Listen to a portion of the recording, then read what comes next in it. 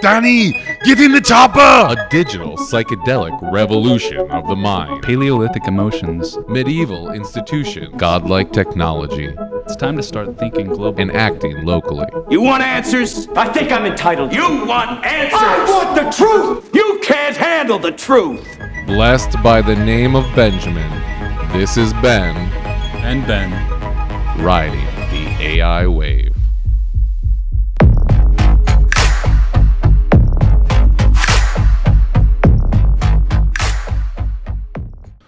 We can also see ourselves. Yep. Yeah, do we want that? I don't know. Sure. I think it'd be cool. Yeah, of course it's cool. We listen to ourselves. We see ourselves. What are we in this business for? Man. Actually, watching yourself is pretty brutal. Can be. Self-criticism, self-worth, self-image. What other kind of self? Self-realization that you are not all you appear to be, and like, man, it's just insecurity. Insecurities. Yeah, where do insecurities come from?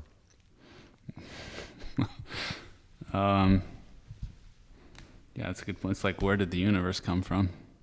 Well, I would say insecurities come from a lot more tangible place of past experiences, either parents or lovers or friends, or that piece of childhood and innocence that grasped out at the world and said, hey, here I am.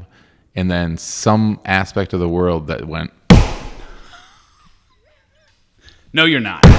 no, I don't think so. you suck. Your ideas suck. You're not good enough. You suck. Wow. It's powerful. I think that's where insecurity comes from. You being vulnerable and putting yourself out there, and some other element or some other piece of life negating that, saying, no, that's not a good idea. That's not cool. That's not desired or valued. No. Thus creating some pain, some insecurity of, oh man, am I this? Or every time then you see yourself, it's like, oh, that sucks, or it's not good enough because that fool back in second grade said no. What do we do to make the insecurity go away? Keep on drinking. Cheers. That's one option, kids, you know? What are some other things we could do to make it go away? I would say build that image back up again. I would say do the things that resonate with you. Do the things that you love. Put yourself out there and create opportunities for the world to not slap and squash you down, but to say, wow, great job, Ben. Great job. Let me lift you up and say, this is valuable. You're valuable. You're desired. You are contributing in a great way. Sometimes you are the only one saying that. Sometimes not even your mother. Oh man, sometimes you are the only one who can say that. And really the only one that really matters, hearing that. And if you don't say it, my God. Yeah. But yeah, here we are on our 9th episode of Ben and Ben's The AI Wave, or as you like to call it, Ben and Ben riding the AI wave. Yeah, I like that. That's what I like to say. Because we both get to say it. Yeah, it's so cool how you can relate AI to anything. Like, like we were just talking about tapping into our emotions, being more vulnerable on the podcast. And we're like, oh yeah, how did that ties into everything? AI can tie into literally everything we're trying to do now. Doesn't matter what, it can help you learn anything. Learn anything, be anything. It's almost like, what can it not help you do? That's the tougher question now. I would say actual experience. It's like, I think, Hey. AI is able to give the pieces, give those reference pieces, give the maybe initiatives or those morsels to go check out. But the actual experience of doing, and bringing that experience into yourself to make an actual change, that's all on you. It's all on you, Ben. So, are you talking to yourself? To me on that one. Well, that's the great thing about Ben and Ben is whenever I talk to you, I'm actually talking to myself. And whenever I'm talking to myself, I'm also including you.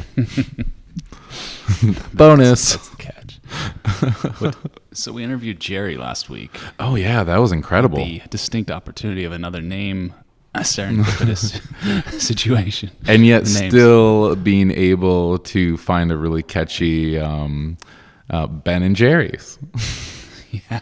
So does that mean we need to find another Jerry's, Ben and Jerry's? It's not Jerry and Ben's? That'd be cute. Yeah, 2 other Jerrys. Do a foursome with 2 Jerrys and 2 Bens. John and Jerry. Be And then very symmetrical. There's also another Ben that might be on the list of people to interview. Ooh, tell me. Ben and Ben. Ben and We Ben. founded Maui Techies. Oh. And I don't want to put the horse before the cart. Yeah, just kidding. Well, I would be very excited for another Ben on the podcast, and 2, the founder of bringing together all these technological minds, all these humans in the world of technology and advancing the world of technology and innovation. And I mean, I'm just going to say it, Maui's kind of a big deal. And so if you're on Maui and one of a human in the tech field, I'm automatically going to say you're doing a good thing. You're at least doing a thing that has impacted and affected thousands, if not millions of people. I mean, take for Jerry, for example, last week. Jerry has literally been in the field of VR, virtual reality, for over 40 years, since the late 70s. I mean, he was a part of the first emails. I mean, he was part of the first VR experiences in the world of military and DARPA and training programs that allowed more people to access training, that was saving money on he was talking about the tank exercises, how the military was using these VR tank simulations in order to train their soldiers, where in real time, I mean, that costs thousands, tens of thousands of dollars every training initiative or training assignment that they're out on, the amount of diesel and the amount of explosive rounds and all the other expenses that came into cost. Now, whoosh, cut incredibly so that they were able to train more soldiers, train on another level of excellence and proficiency because of VR, because of these technologies entering the field. And we talked to him last week. It was amazing. Thanks, Jerry. He was doing it. Yeah, it's like you look at the NFL today. I mean, what happened today with these? I think there was like a lot of contracts in there. The contracts are for ridiculous amounts of money. If you make 1 year's worth of NFL money, I feel like tech is like that today. And Jerry, What way? Jerry was in it, and that it's like huge money. The biggest companies of the world are tech companies. Number 1 company in the world right now is Apple. I think 4 out of the top 5 are big tech companies. So is that right? We got like Apple, Amazon, of course, Microsoft, Google. And then I think there's one that's not tech that's thrown in there. Facebook's pretty big, but I think Google might be bigger. But there's like one non-tech company in the top 5, which is like, What are they doing? tech's insanely huge. Who's try that and guess one, who it is. That one company that's So it's like Walmart. I was going to say like Walmart. Is it like, part of the Sam's Club family, the Walton family? Might be an oil company. Shell. Still. Chevron. What would you guess? Yeah, I mean, that's right up in there in power and energy. Yeah. But my point was like Jerry was in it when it wasn't like that. Right. There was just Microsoft didn't have near the market cap when he was like with computers and DARPA, working with DARPA. And then these companies weren't as big of a deal as they are now. Google didn't exist, Amazon. So you have what I think is interesting is like you have companies that come up with waves. We're talking about the AI wave, right? And there was the PC wave, which Apple came up with, and Microsoft came in the PC wave as well. The personal computer.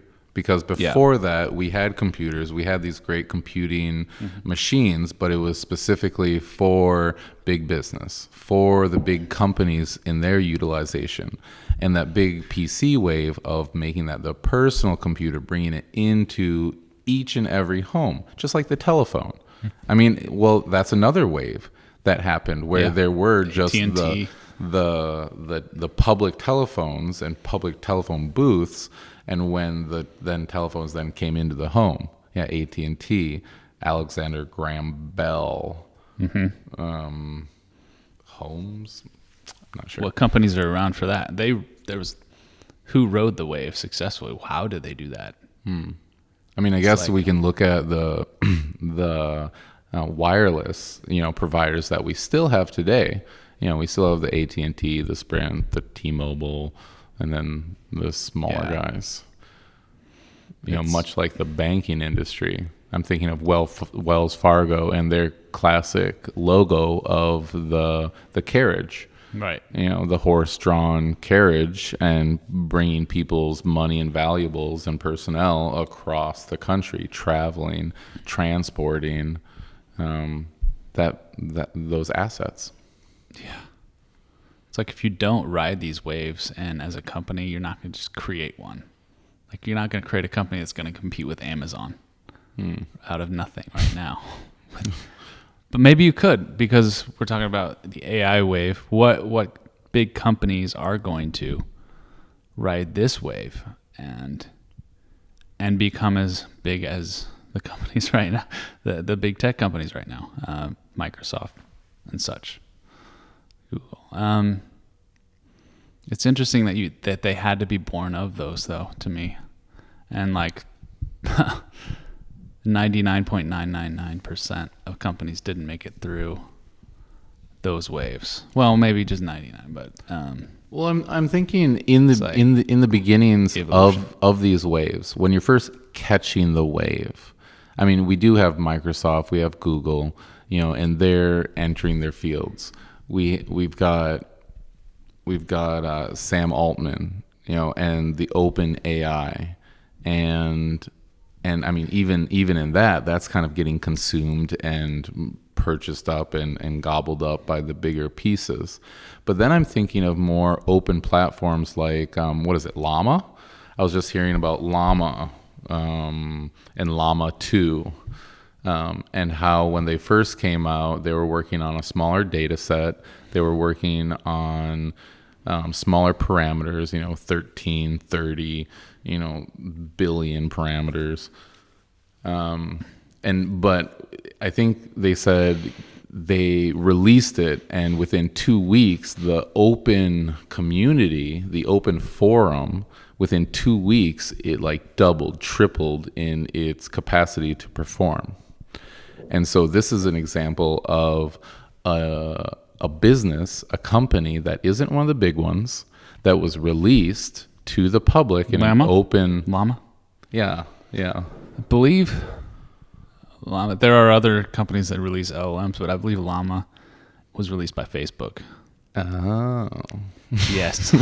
One of the big conglomerates. So it wasn't Fact so check much an independent... coming in hot. We do appreciate the fact check here on Ben and Ben. And if any of you would like Didn't to want correct our I statements, should have corrected you right away instead of like let you rant on like llama is Yeah. So that's one of Llama Facebook's 2. creations. Yes. Okay. So are there other open platforms where But the it is general open source. You're right about that. open source? Would you like to clarify and define open source? Yeah. For people? To have an open source project, it could be commercially licensed open source, which means you can start a company with it, or it could be like, oh, well, this is open source for research purposes only, and there's a big distinction there. But the exciting thing about Llama 2 is that Facebook finally made it available. So it's open source commercially, which means like you can run Llama 2 yourself and make a company with it, which Llama 1 was not like that. So it's going to absolutely be revolutionary, I think. Well, I think that's interesting because the little the essence of Ben who questions everything and doesn't always Which Ben? Of all Bens, the tribe of Benjamin. Yeah.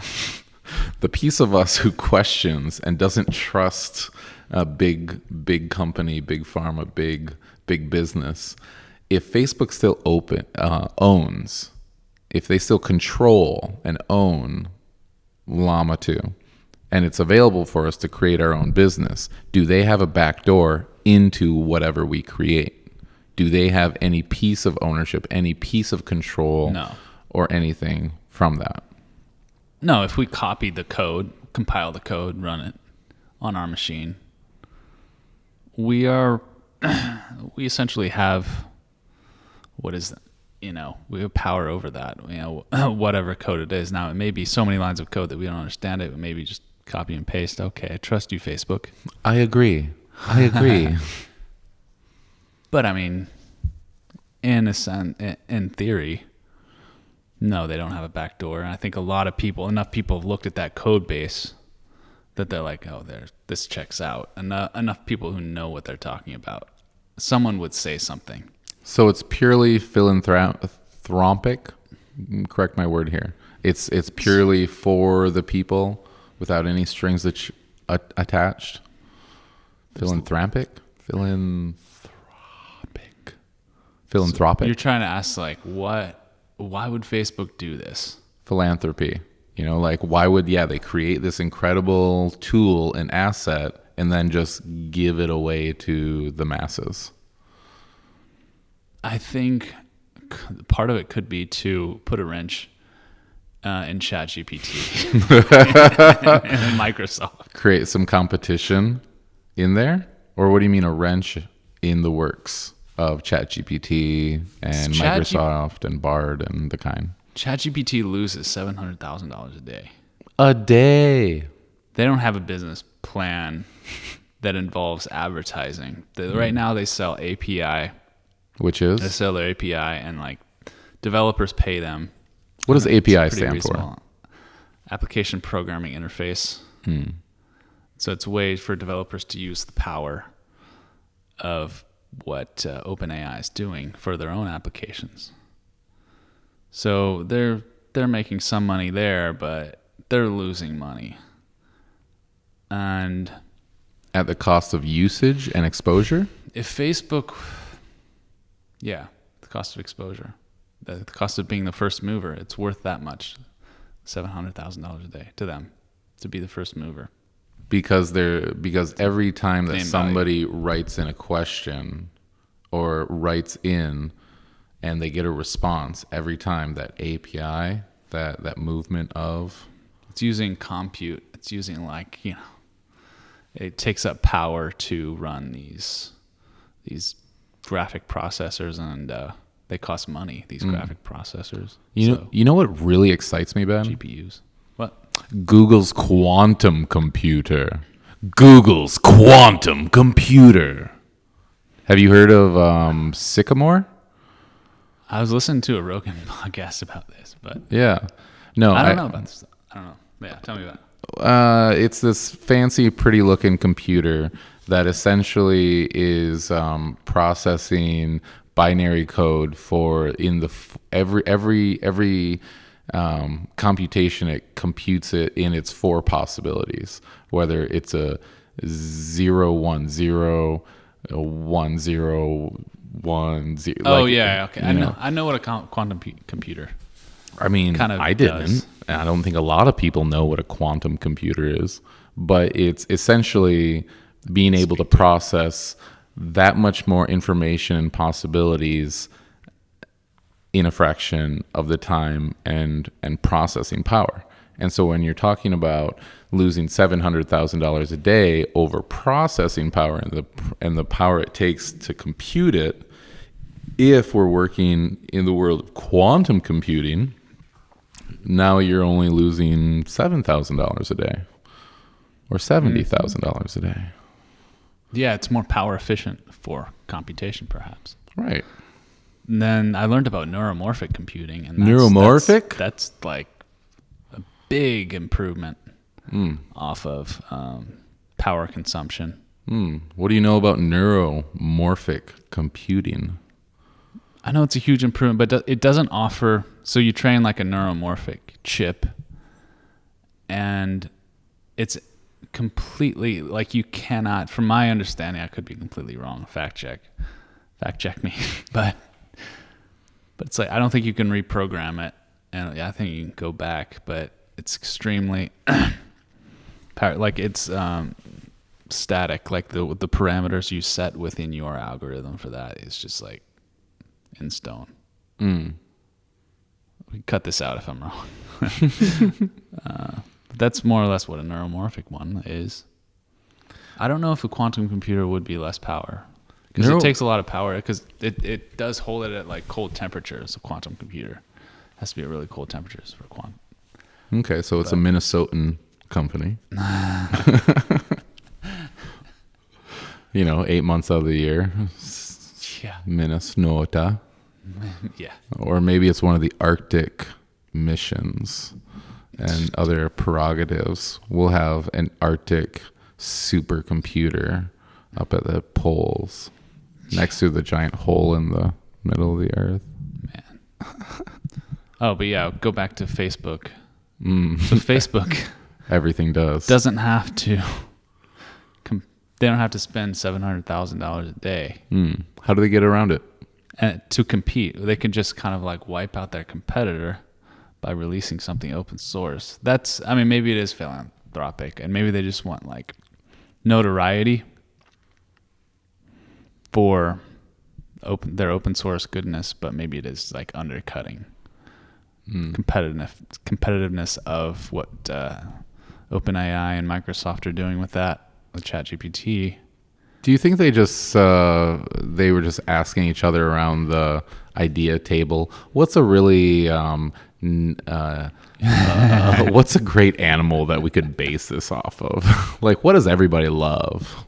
Llamas. No, it's large language model. LLM. I know, and then there's an A and an M, but they still like choose a llama for its icon or for its representation. It's engineer crap. It's some of that engineer crap, bro. Engineers think this is very clever. Like, oh, llama, nobody will know. We mean large language model. And like, it's engineers come up with pretty thoughtful names, actually. I think they go a little bit too hard, at least in the government. All their different acronyms and DARPA. I mean, is one example. There's, it's just for days. All their different acronyms. CIA. All for days and days. No, I think it's pretty apt that you mentioned Facebook and CIA in the same breath. Why is it all acronyms, Ben? I think something short and a simple representation of something more. We need to explain this really big and complicated thing that is too technologically jargoned up for the masses to understand, but they can understand llama. A picture of a llama. Or FBI, Federal Bureau of Investigation. How many times do you want to say that every time you're crashing down somebody's door. This is the Federal Bureau of Investigation. Smash. No. FBI. Yeah, it's PD, yeah. why do we have slang? Why do we have lingo and different, this is the evolution of communication.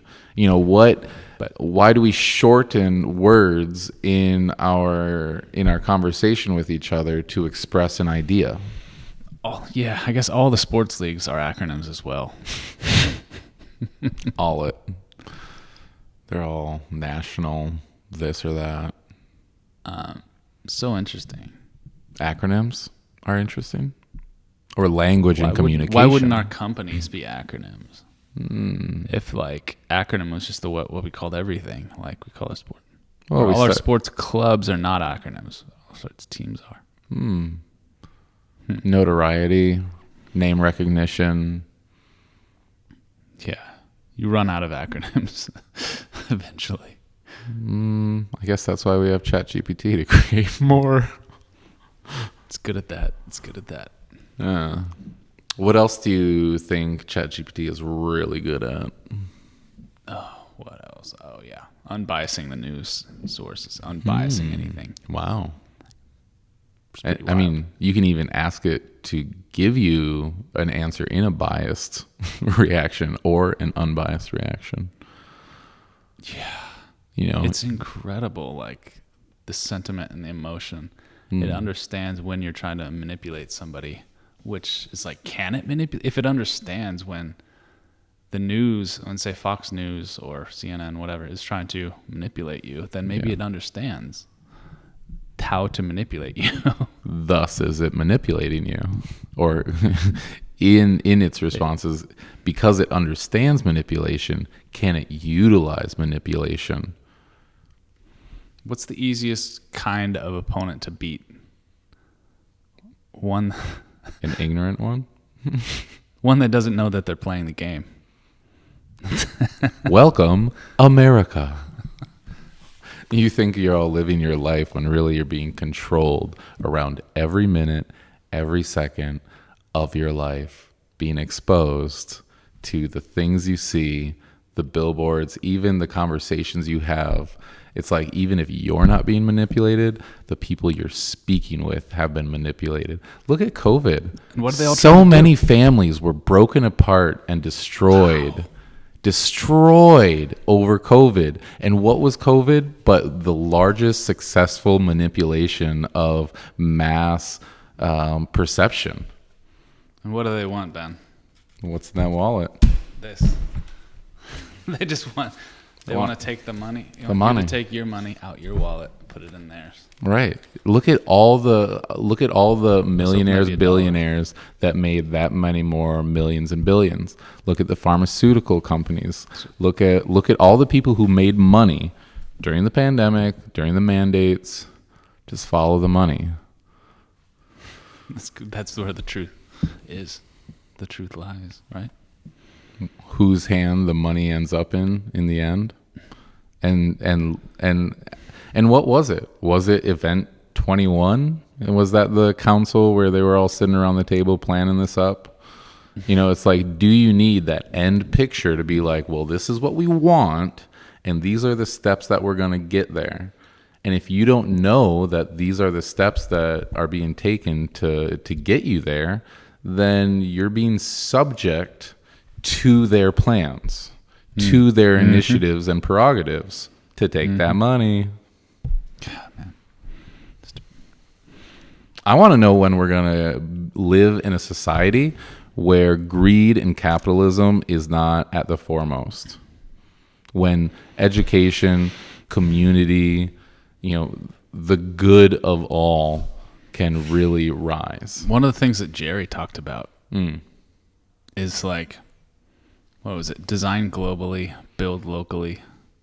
And that was just a riff off of like, think globally, act locally. Right. Yeah, he was all about people, planet. That was his original profit. thought, I think. No, I don't know. Well, at I think least it's a common thing, right? I mean, think globally, act locally. Yeah. That's the kind. But Maybe. he was a big that. proponent of people, profit, and planet, and I added in there play. If we're looking at what are like, he was along like the three It's enough P's. P's, Ben. I was like, no, we need 4 P's. All great things in 4s and 7s. Yeah. It's got to be an even number. Yeah. Well, and I mean, yes, think about people, think about, the planet, think about the profit that you're going to be making. And, because why are you doing this? You don't want to, if anything, you want to be sustainable. And if you're sustainable, you need to be making money to be able to sustain and pay for the different elements. So, I mean, profit is not a terrible thing. It's an aspect in. And then why don't we add play? Why don't we add fun? Why don't we add happiness? Yes. I mean, we could put in pleasure, but pleasure and happiness, not the same thing, often misconstrued. Mm-hmm. But happiness, how can we aim our prerogatives, our plan to reach this end goal? So let's break to be it down. happy. Let's break it down. Okay. Let's break something down. Yeah, break it down. Let's What- get happy. What should we break down? So people, profit, planet. What are we trying Play. to make? And play. I would say a happy and but we- productive community. We are. Let's see. We started an organization or a company. What's our organization? And what's our prize? Say we made a backpack, All right. right? We're making a backpack. We're going places and we're bringing this stuff with us. How do we optimize for those 3? People, profit, profit, planet, play. Profit's all just the numbers and working the numbers on the kind. People, you want to make it the best product for the people. Planet, you want to do it in a way that is not stripping the planet, Yeah. in a bad way. Anything, you want to do it in a good way. It's like profit always gets in the way, doesn't it? I'd say it's a component. Because it never.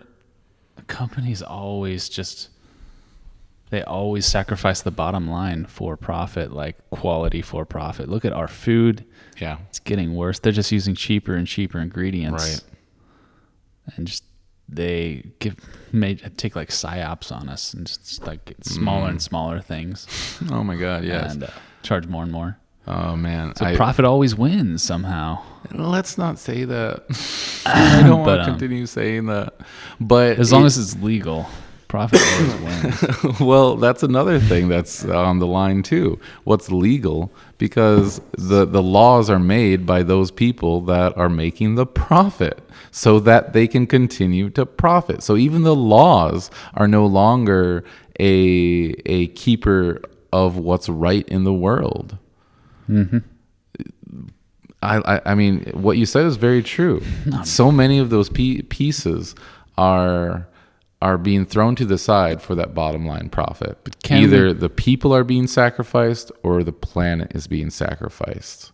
Just trying to For come up the with a more profit. substantial example than 3 words that sound good together. I mean, if it works, go with it. But yeah, I mean, like- if you at home have any other substantial It sounds words good. that sound good together, Yeah. It's stringing words together.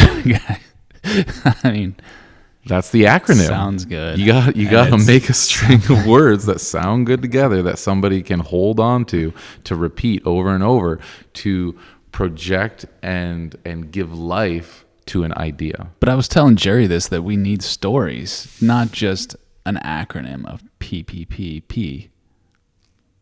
Like, what is an example of something that actually that's what would help me understand it. P-quad. It sounds like a new book that you're gonna write It's called with ChatGPT. right. P-quad. P-quad. Not a P-quad, but a P-quad. The people. Quad B's. The people, play, profit, and planet.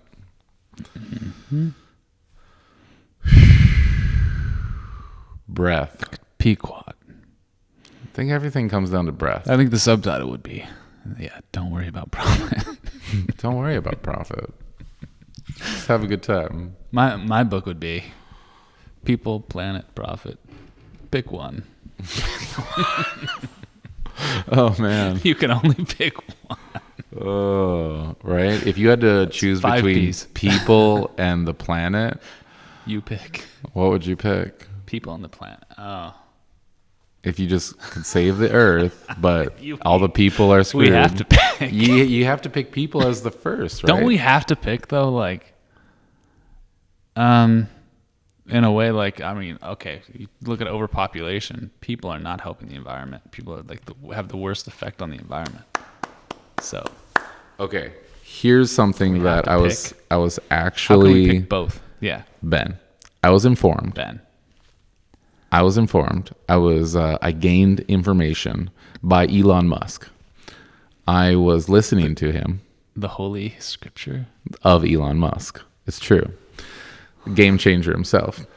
So, E-Dog was talking about overpopulation, but he wasn't talking about overpopulation. He was talking about underpopulation because right now we are in waves of underpopulation. We are not replacing one for one. In fact, is scientific data right now. They were looking at Japan, and he was saying how a key indicator for a population being overpopulated or underpopulated was diapers. Are there more baby diapers or adult diapers? And in Japan, there's more adult diapers being produced and bought and purchased. Same thing in China, surprisingly. Ever since they're one child a family and turned to 2 children a family, and now I believe it's a Ben. 3 children family, Follow- it's still underpopulated. Follow the feces. Oh, the feces. Follow the shit. Follow the shit, you know? How big of a pile Follow of shit the excrement. are we creating on planet Earth? I mean, wherever people. is the excrement going to? The baby diapers, or is the shit going to adult diapers? Well, why doesn't everybody sounds like just another- use cloth diapers and cut out all those harmful chemicals being pressed up against your sensitive bits, those prime membranes sucking in all those chemicals and formaldehyde, and fact check whatever is going into us when we're putting that up on us. Same thing with tampons and pads and the kind. Go on. So you have any more on the Elon thought? Elon brought up that he was breaking the notion that we're overpopulated. What are we sitting at, like 7 billion going on 8? And he's actually saying it's like, no, we're actually in a wave of underpopulation right now.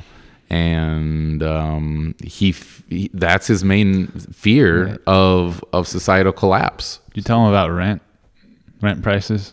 Rent prices, It's like for severe underpopulation, rent should be going down. well, that's the thing. We have all of these. Why is rent homes, so expensive now? back to the profit, back to the greed. You know, how are the Elon few? he's out of touch. It sounds like he's a little out of touch. I mean, he does live in a completely different world than the masses. Still, he has quite a perspective Yeah, on the whole. I agree with him on a lot of stuff, but do I have to agree with him on everything? You don't, and that's Even what though- makes you a human. Even though he is the Holy Scripture and his words are as good as the holy words. The holy word of Twitter, Yeah. which now he owns and can control. All right. Wink. We're going to take a quick commercial break. And Ben, you can do our advertisement. I'll go check to see if our camera's still on. Oh, I love it. This episode of Ben and Ben Riding the AI Wave, brought to you by La Quintas IPA, an Indian pale ale of highly balanced, super drinkable, super lovable puppy beer. Drink responsibly. Wink.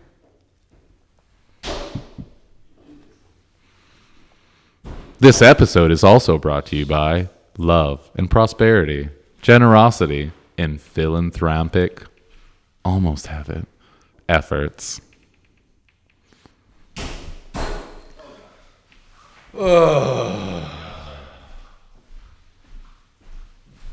How's that new technique working for you?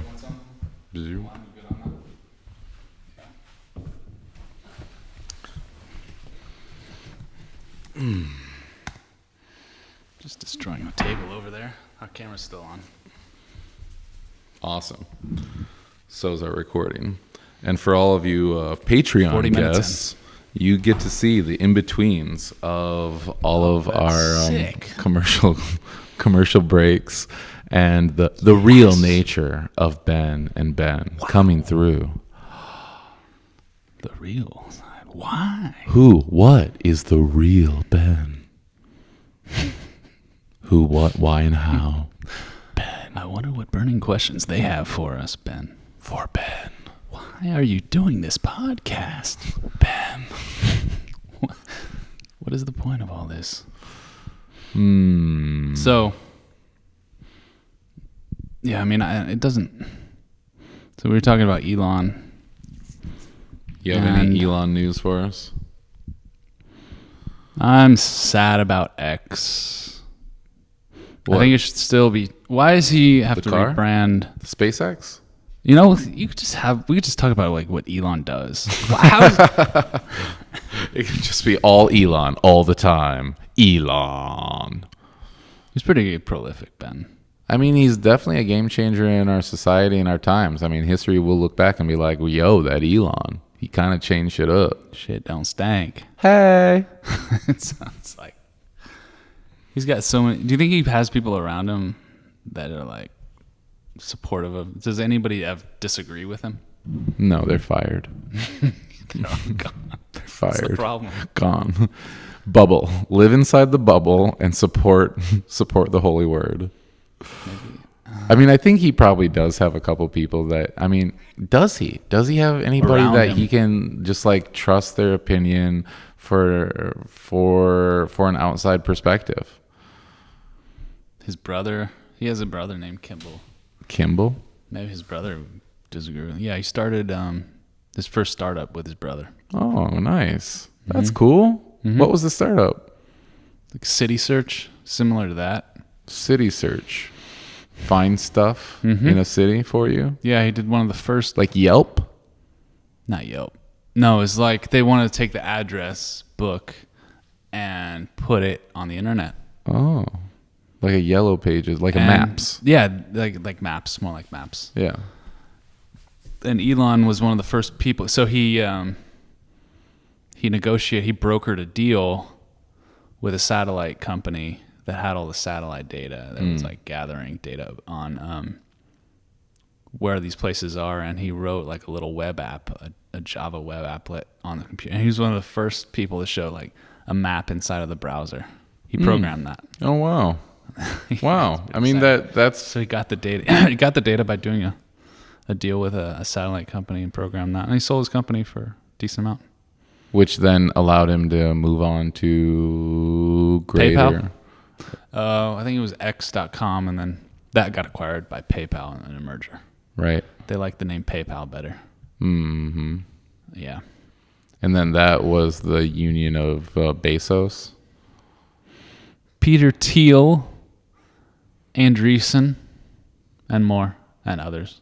See, this is why we have two Bens. I don't know all these things, but Ben does. It's called the PayPal Mafia. Oh. Sounds kind of serious. It has like the founder of Yelp, I think, and the founder of LinkedIn. Peter Thiel, and a huge investor and early investor in Facebook and many other companies. I hear they Legend. I hear they all get together and Elon. have secret private meetings controlling the world, like the other ones. A cabal, you say? Cabal. Nothing like a good old creative, collaborative cabal. Cabal theories. Mm-hmm. Maybe, yeah, I mean, maybe there are competent organizations that are operating on a worldwide level. You never know. I mean, shouldn't there be? Shouldn't there be some kind of unified front that is bringing the people of this world together versus apart and fighting each other? Can't we move away from a structure of war and fighting within each other of the human race for profit? For what? For what? Why do we continue to blow people up all across the world? Well, most of the world. For why? For what? For safety? For fear? Like, how much are they going to pump fear and one's, this is for your safety and greater good, and justify killing thousands and thousands and thousands of people, women, children, men? I'm just ready for that to be done. I'm really ready for that to be done. It just doesn't resonate anymore. I think we can move on to a society where we are feeding and clothing and sheltering the world. There's no reason why every man, woman, and child are not fed and housed. Period. Yeah, I agree. But yeah, it's a messed up world we live in. You look at this island we live on. Of Maui, Hawaii. A lot of property here is just investments for multi-millionaires who just leave the house empty, and then you have people living on the streets, in the cars, and on the beach. So much And homelessness. Not to mention, I think there was some other statistic, every like 60 seconds, another person has to leave their home here on the islands. Yeah. You know, people are just getting pushed out left and right. Who was it? Ian Tongi? If anybody out there likes American Idol, the last winner, Ian Tongi, he was from Hawaii. He got pushed out. His one dream was to just go back home, to come back to his people and come back to his home on the islands. You know, it's like that's what he's doing with his voice and talent and winnings of just go back home, click those heels and be like, there's no place like home. This is the Rent is Too Damn High podcast. Ooh, it's high. You seen that clip? Oh my God. Yeah, you need to see The Rent. There's Too Damn like High. this guy is like running for political office. He's like, and they're in a forum. Like, what party are you from? I'm from the Rent. It's Too Damn High party. It's a black guy with like a really eloquent beard, like a white beard, white hair. Black Respectable. dude, like a reverend type. Great Reverend Rent is Too Damn High. Party. Yeah, that's what we need. That's because it's memeable and it's just like so relatable. Almost reminds me of somebody getting bronchitis. Can AI solve the rent problem? Bronchitis. What if AI were to solve the rent problem, Ben? You know, I think that's an achievable goal that our technology, where the coalescence of this large language model and mass information, all the information. We live in a time right now, like I have a son, and I pointed to the computer and I was like, Oren, did you know that we have a supercomputer right there? We can ask it anything, and we can like learn anything we want just by typing it in to that box right there. I mean, humanity thought that we were doing a good job when the Encyclopedia Britannica was going door to door, and everybody had like some encyclopedia, because that's where you got your knowledge. That's where you got your information and your expanse of the world inside these book and pages, page after page after page. I would look into this book, turning pages, learning about the world, growing up as a child myself.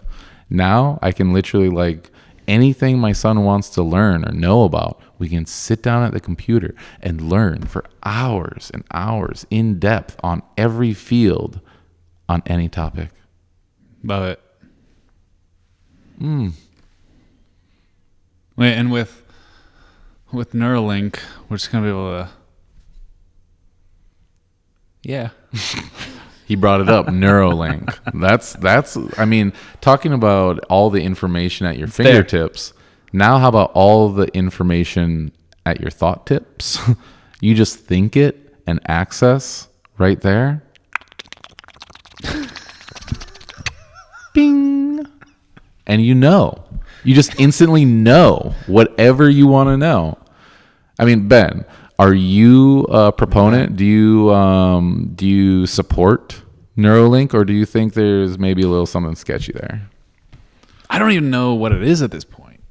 They say it's for helping Alzheimer's patients and people with neural diseases, neural feedback diseases, but I think that eventually is, of course, is going to evolve into like a product for the general public. If that follows Elon's general pattern is to make products for the general public. He doesn't make niche products. So he makes products for the masses. The massive. So now we're talking about a product that make- is controllable from a private source to control the masses, to control what the masses receive and create their world. He's just around. like, I got a couple billion, burning a hole in my pocket. Let's just. I think this would be develop cool. this. Yeah. I think it'd be cool to just install a chip in my head. I think Maybe he just already built did. it for himself. I think he already did. I swear, Elon. He's go already. on about He's already I got. don't believe you. You don't think he has Convince me. No, I don't believe it. You watch some of his interviews. You watch some of the very long pauses he takes. What, he can't be thoughtful? I mean, maybe he's just accessing his own brain and his own information. Oh, let's look at. I mean, what is it? There are different He quadrants has of like Asperger's. memories, Give him a break. right? Am I just being a dick right now? Being like, you take too long to think and come up with your Some answers. people think a little bit slower. Not everyone is. I mean, I'm there on that. It does take me time to process. Just think how much. Elon, how much processing he has to do with all that information in his head. Do you think his brain is able to hold more information than our brain, or does he? It's a simple matter of neuroactivity, neuronal connections in the brain. You can That's what we train. talk about. You can train your brain to have faster connection, to more tung tung tung tung tung. Can you? Yeah, you can train the brain. Well, our brain has 100 billion neurons. 100 billion. Yes, it seems like a lot. I mean, yeah. But guess what? Llama 2 has 70 billion. A 70 billion connection model. We'll get 30 more, and I guess it has the potential to be a human. But even humans, what? We only use 10% of our brain? We use most of 20%? it for our body. Our brain? We use most of it to control our body, and we don't use it for storing information. data. And accessing the information. Yeah, that's why I think it can know so much more than us. These large language models, even though they're only using less connections, but it knows like all the programming, all the languages. Yeah. Knows all the programming languages. It can imitate any style that's known in the zeitgeist. It has a lot of capability. We say it only has a 140 IQ, but yeah, I think it's using a lot of those connections just for performance purposes, and then we can use we use our connections for mainly to control our body. Let's face it.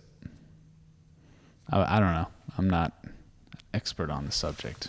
Well, I'd love to have a neuroscientist up on the podcast. Oh, we could just ask ChatGPT. We can just ask. Hey. Ask ChatG. Yo, G. Yo, G. Yo, G, what's it at?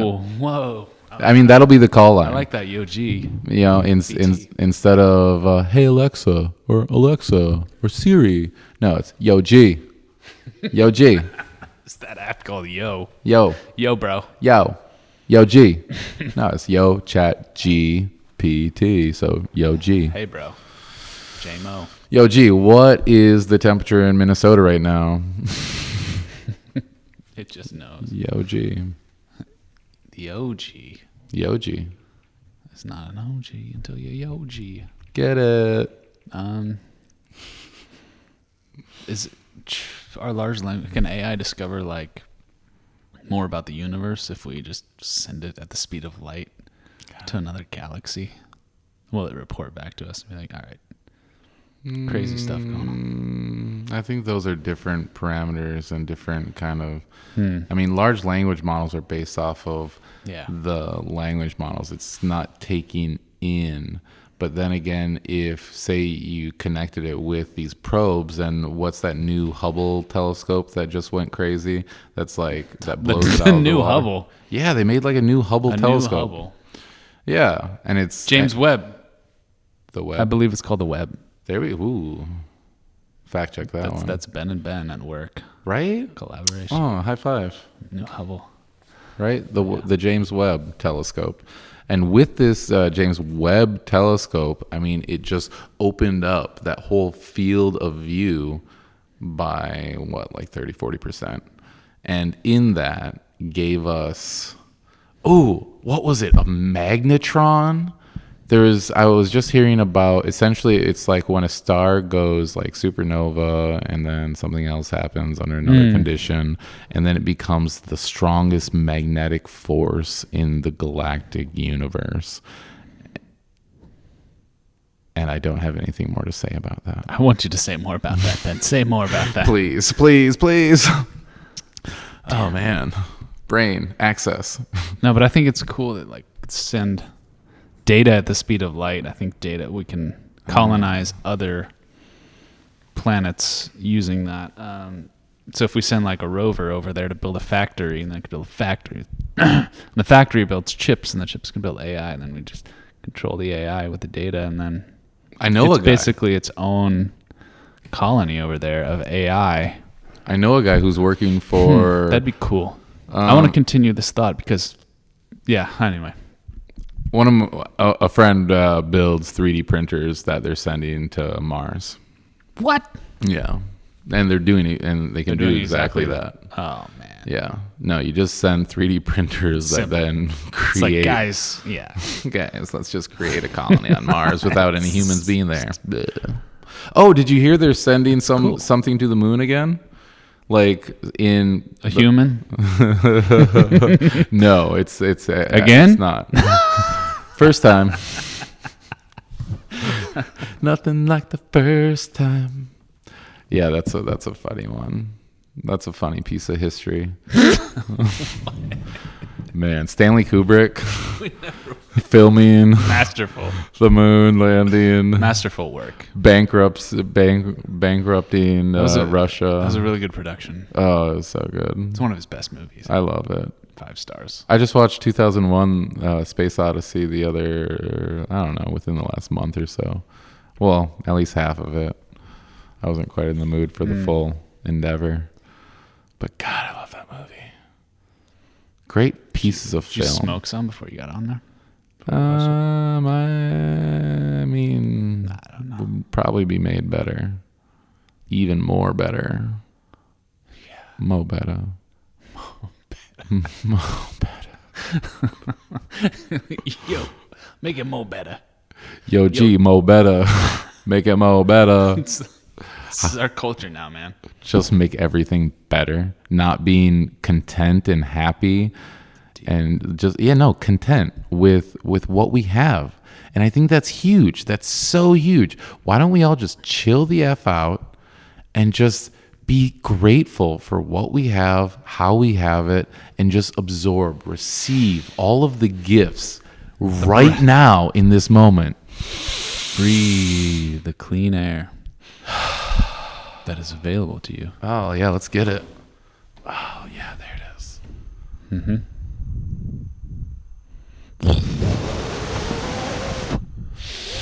Yeah, that's the sound of fresh air. That's the sound of fresh Maui ocean air, blessed and caressed by the fauna, the flora of this sweet Aina. That's Hawaiian for land. And a million different rolling waves that cleansed the air. and the mass activity of life beneath those waves. And really, as we talk about space and the fallacy of space and the fallacy of space travel and what we've done, I mean, if anything, we've sent a bunch of machinery and probes up into space. But really, NASA was created as an ocean exploratory organization. Did you know that? No. Well, that's a fact. Fact checked it, but that's a Oh. fact. And here's Another the acronym. yeah, right. It starts with National. But nobody says NASA. Interesting. But they say. But why NSA. did they call it NASA if it were to explore the ocean? Wouldn't they Well, call it something? Maybe National? the S stood for something else besides space. It's called National Aeronautics and Space Administration, not National Submarine I don't know. and Ocean Exploration. Maybe they changed the acronym once they were like, "Whoa, the stuff in the ocean is freaking me out," and let's pivot on this one. Guys, there's actually aliens in the ocean. We should, I mean, maybe there's a portal into another world. Maybe I want to believe there is. I mean, there's still what 70% of the ocean that has been undiscovered, unexplored. It's like my brain. Yeah. No. Yeah. I mean, talk about 70% micro rule. macro. The ocean to our own physical body is probably a pretty accurate description.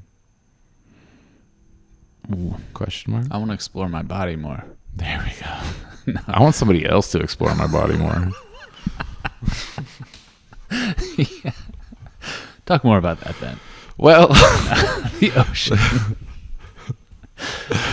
there's a special time in every man's life where you find someone else that loves your body as much as you do, maybe even more. And it's through their love, through their eyes. Your eyes, your eyes.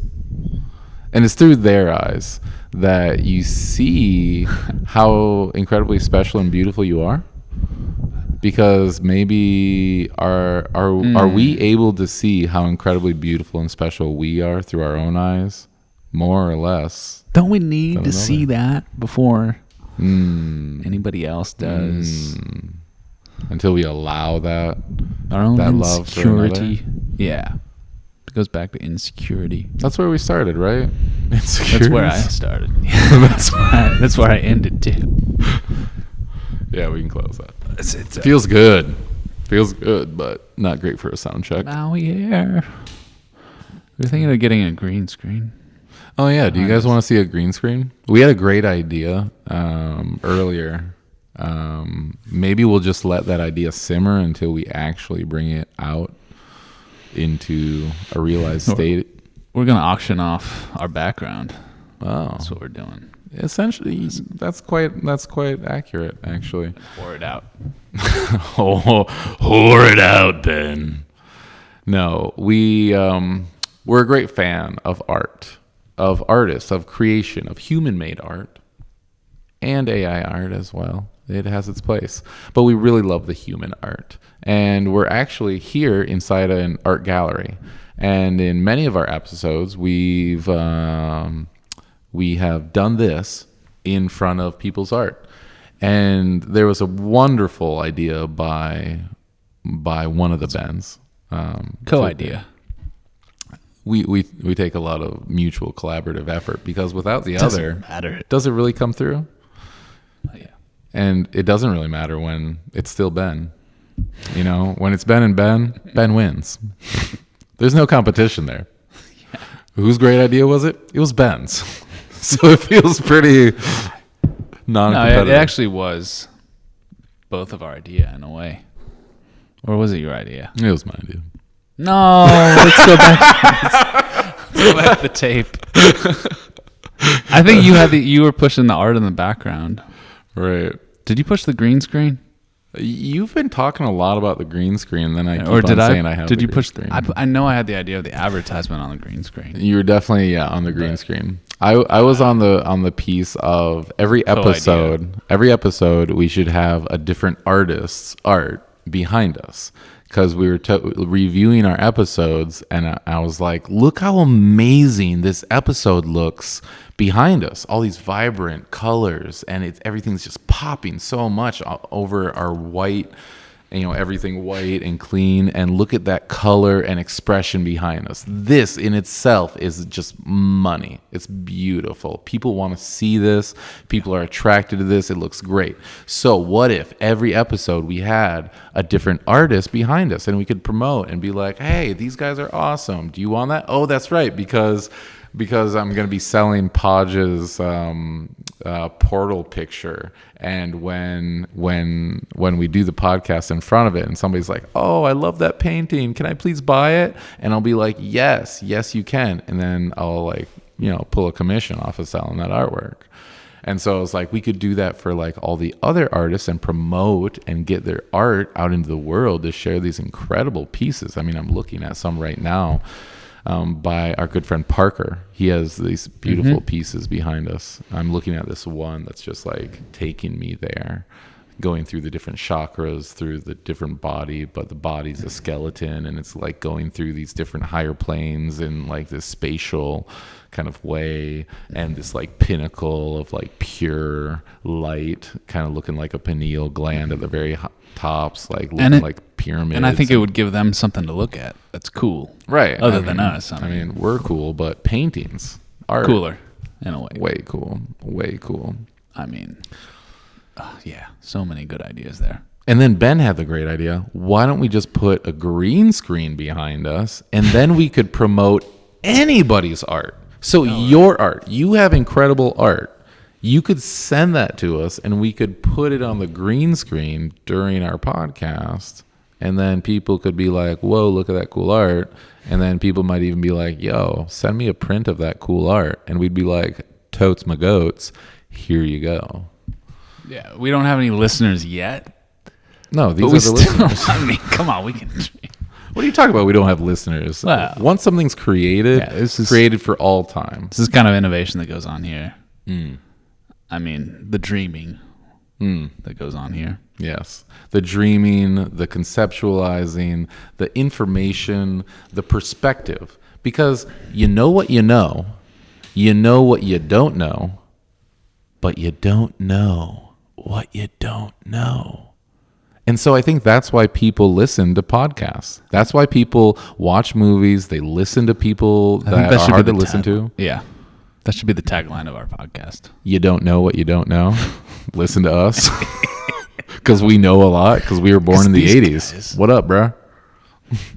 We have perspective, and that's valuable. We are a valuable asset to this world and society right now because we hold perspective from one world into the next. There's people right now, my children, Generation Alpha, children that are the first generation that have grown up with the internet completely. It's the first generation that doesn't know a world without the internet and screens and that level of wireless internet of things connectivity. I wonder how they're going to turn out.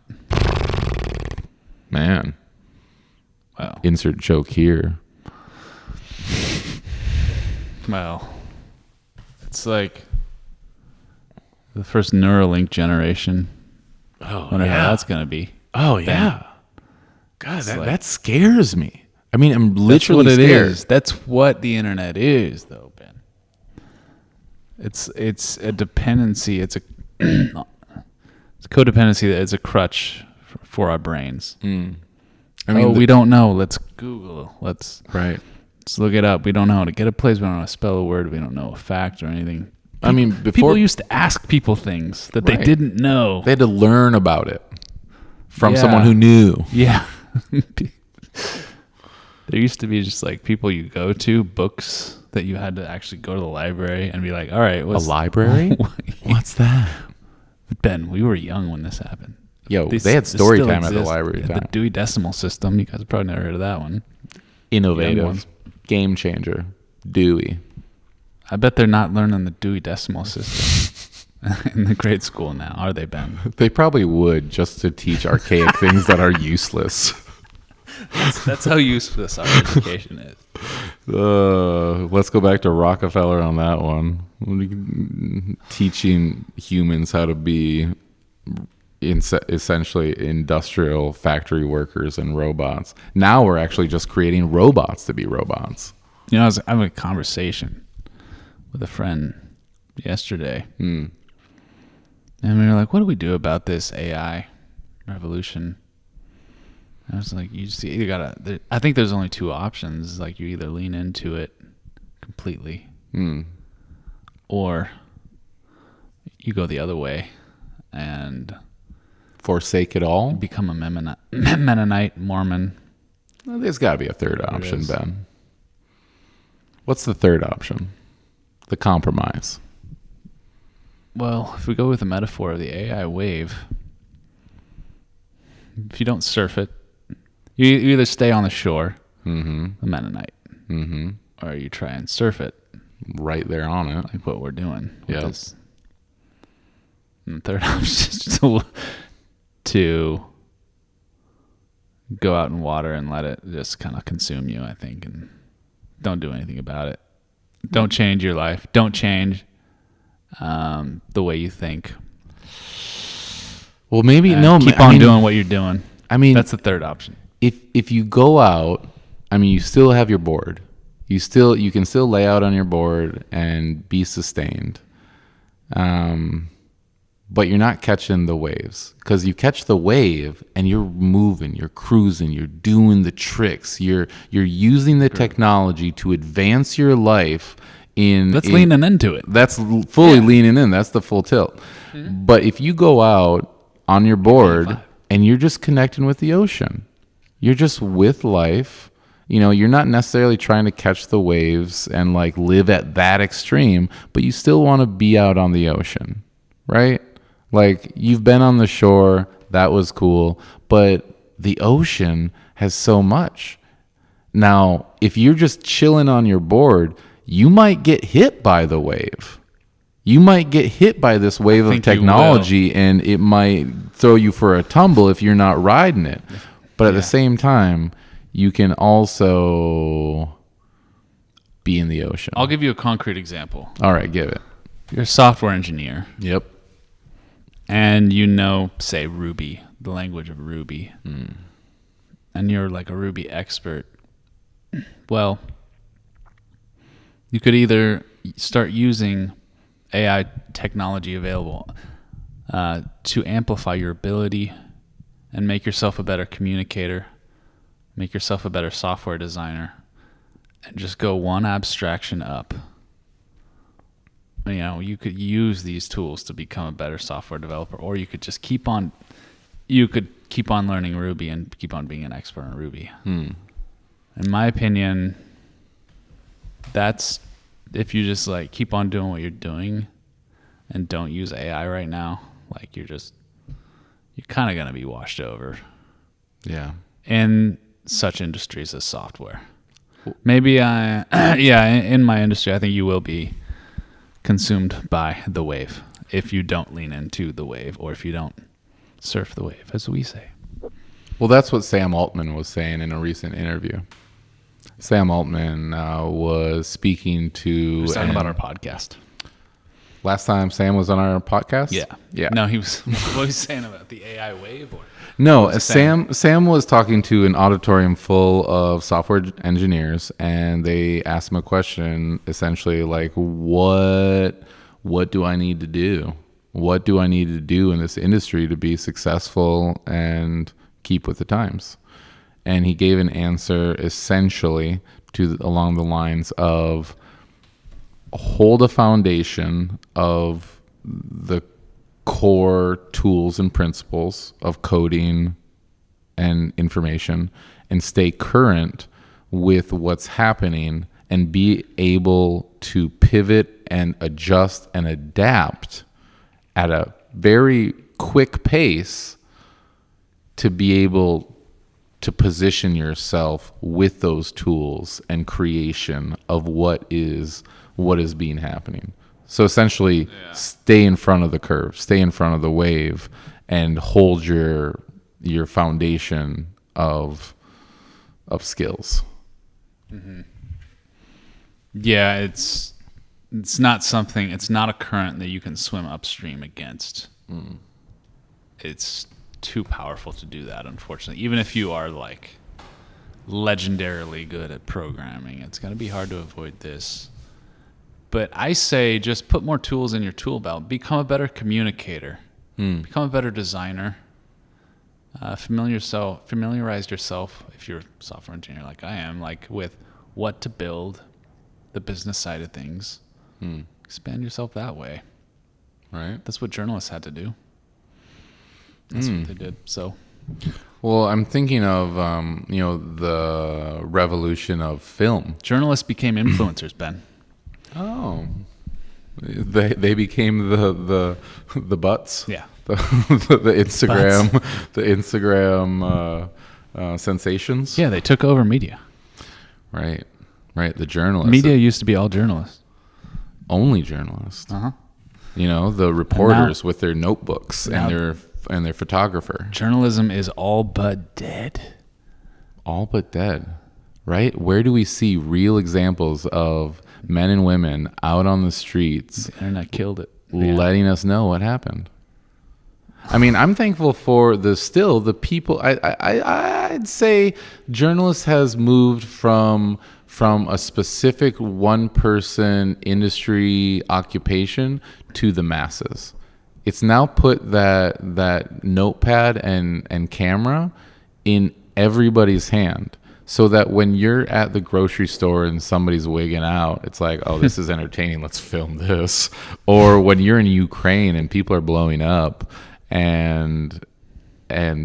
or the Berlin Wall is getting knocked down, or France. I'm thinking of France and the riots. I'm thinking of Minneapolis and the riots. And I'm thinking of Unicorn Riot. Yo, go look up Unicorn Riot. They like real humans on the street, and they're giving firsthand accounts of being on the ground with the people, showing the people on a free, live feed of what is actually happening. And I remember when the George Floyd riots were happening in Minneapolis, of watching the major news outlets report on what was going on. And then I go to the internet and pull up Unicorn Riot, and I was like, that's what's actually happening. Look at that. Look at that. Wow. And that was entertaining. I put that on and watched that for hours. That was just on in the background. Riots. Wow. On the ground. The news, turn that off. That's garbage.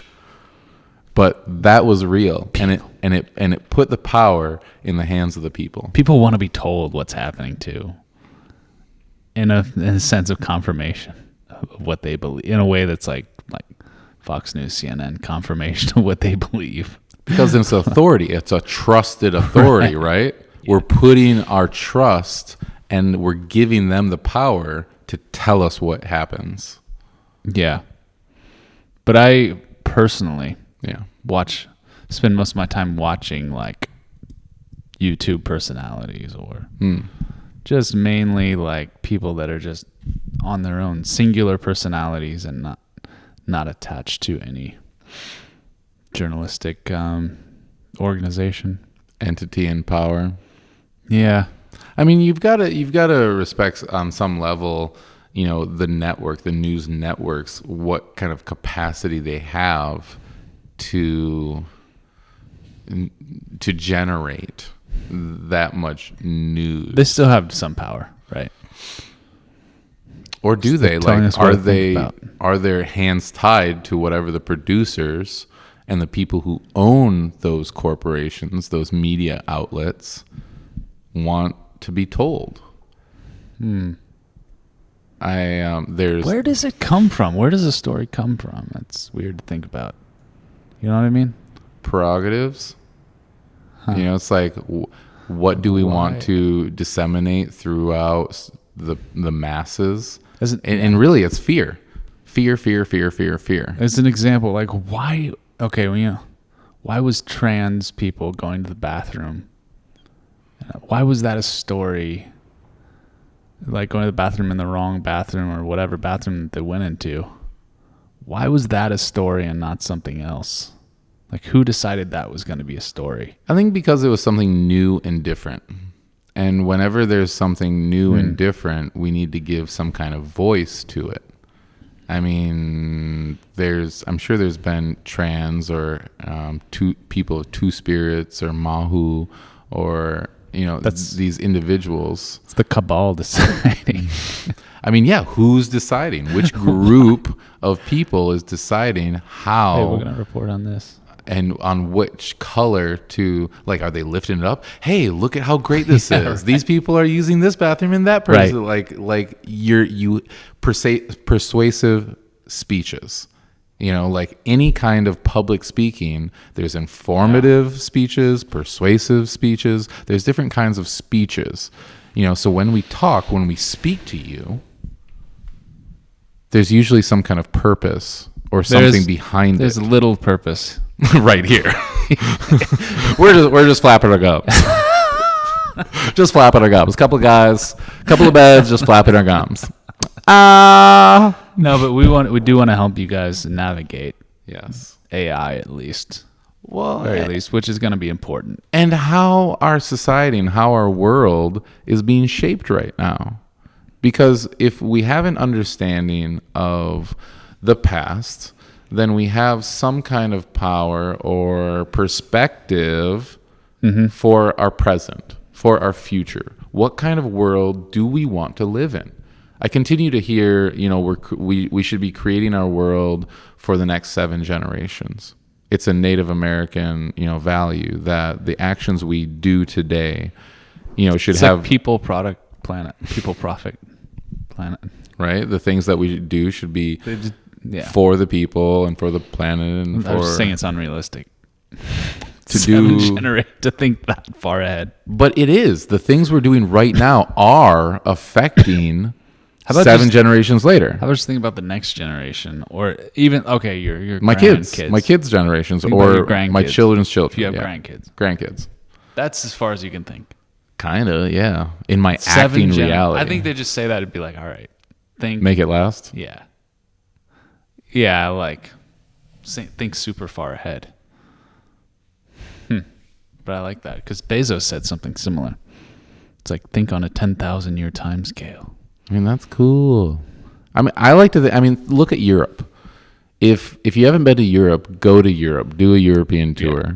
I mean, the castles you see, the architectures you see. We don't know what Europe is like anymore. I mean, I haven't been there for a while. I haven't been there for a while. But I'm still assuming there are structures and castles and architecture that are still standing, that were built hundreds of years ago, possibly thousands of years ago. America, we only have. Do you ever look at that architecture years and think, Ben, wow, why, I'm as an American, like, why is that? Like, they chose to preserve that because it's beautiful. I don't think it even needed to be preserved. It was just so well built. It was so well built that it lasts. Some of it does. Like yeah, some of the rundown stuff is protected and preserved. Right. But I mean, you can't do it. You can't build an elevator or whatever, and it. That's what I mean. Like, yeah. Well, they have stairs. Walk up them. I mean, you look at American architecture, and it's all squares and boxes and wood framing and this and that. I mean, it all falls down, or it's all just plastic. Everything's just. Well, speaking of plastic, go look at Texas and their 3D printed homes and subdivisions. I mean, is that a good thing? I mean, we're talking about Mars and being able to 3D print all these elements and pieces to create a community. They're doing the practice right now here on the mainland of here's a 3D printed community. Isn't that great? It saves all this labor and all these other materials. And if it can I don't know about that. No, I don't think it is great. No? Yeah. It's like, oh yeah, can do something for cheap. The thing about Europe being so rich in architecture was like they had a ton of money. Like that's what it was. It was like a show of wealth. What, we don't have money here in buildings. America?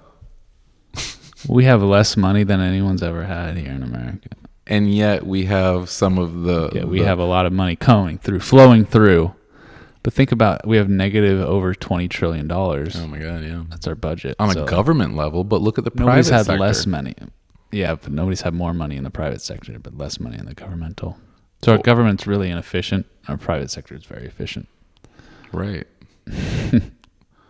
Right. It's pretty messed up. God, let's look at that some more. Because what has the government done concretely in the past, 10, 20 years? What has the executive and legislative branch really done? They just have two parties that go against each other and nothing ever gets done. I don't think anything's really been so beneficial since the preservation of our national parks. I mean, the railway system, Really? that's still a private endeavor. The road, I mean, highways. I mean, what has our government really contributed to society? They built the highways in like the 1950s and 60s. Boom. They're done, maintaining them, I guess. Done. What are we paying taxes Yeah, for? inefficiently too. The whole highways, we can do that so much better. Most of our money goes to the government. It's just like, where is it going? I mean, the roads that the Romans built, they're still standing in an efficient manner. I mean, a lot have been overgrown, but the technique that they did, the technology that they held in the Roman times to make their roads, It's a racket. so much better than what we're doing right now. Was it? Yeah, yeah. I mean, look at our roads. Yeah, look how much money we put into our highways and roads and fixing roads. It's change, please. Do you think it's a racket? By It's a racket, racket. I mean, What is it? you know what I mean by racket? Timed out. What does Apple do with their phones? It's like they time it out. Like it only lasts for so long before you have to buy a new one. Is that what they're doing with our roads? Is that what they're doing with these different systems just to have job security? It's like a way for them to collect rent and do nothing. I think that's what a racket is. It's when you create a racket. No, that's a slumlord. Yeah. That's a slumlord. That's big pharma. It's like, all right, some jobs are a racket where you just like go there and do nothing and collect a paycheck. That's what I think is like. That's like our entire government. I think our entire government is just a puppet for that private sector, so that private sector can pull all their dollars. I mean, we talked about it before. Follow the money. Actually, no, you said follow the shit. Follow the excrement. But I'm gonna say go back to follow the money. And who has all the money? And People who shit. Think about it. no, because we all should. Everybody If you follow the poops. shit, you'd be following a lot of Taco Bell customers. This is brought to you by Taco Bell. By the creamy Run for the cheese border. gordita. Cheesy gordita. crunch. Lather on that plastic cheese and be satiated in that cheesy, melty goodness. A cheesy gordita crunch and nacho fries. A Mountain Dew for $5.99. Limited time only. Right? And then when it's not, then pay double for the same thing because it was just so good.